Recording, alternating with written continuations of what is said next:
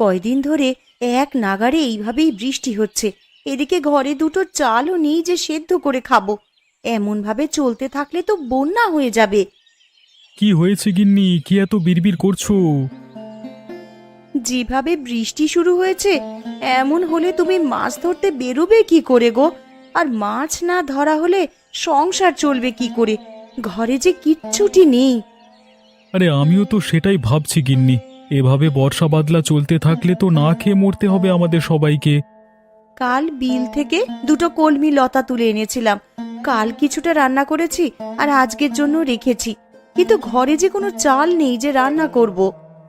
আশেপাশে দুই এক বাড়িতে গিয়ে একটু খোঁজ নিয়ে দেখো। আজকে আকাশটা মেঘলা হয়ে আছে, কিন্তু বৃষ্টি শুরু হয়নি এখনো। এর মধ্যে নদীতে গিয়ে জাল ফেলে দেখি মাছ পাওয়া যায় কিনা। আশেপাশে আর কার বাড়িতে যাব? সবারই তো একই অবস্থা। বৃষ্টির চোটে কেউ তো এই কয়দিন ঘর থেকে বের হতে পারেনি। তাহলে তুমি দুটো গমের আটার রুটি বানাও গিন্নি। আজকের রাতটা না হয় আমরা আটার রুটি আর কলমি ডাঁটা সেদ্ধ খেয়েই থাকবো। সে না হয় করলাম, কিন্তু যেভাবে বৃষ্টি শুরু হয়েছে, বানের জল ভেসে আসা শুরু হলে তো বন্যা হয়ে যাবে গো।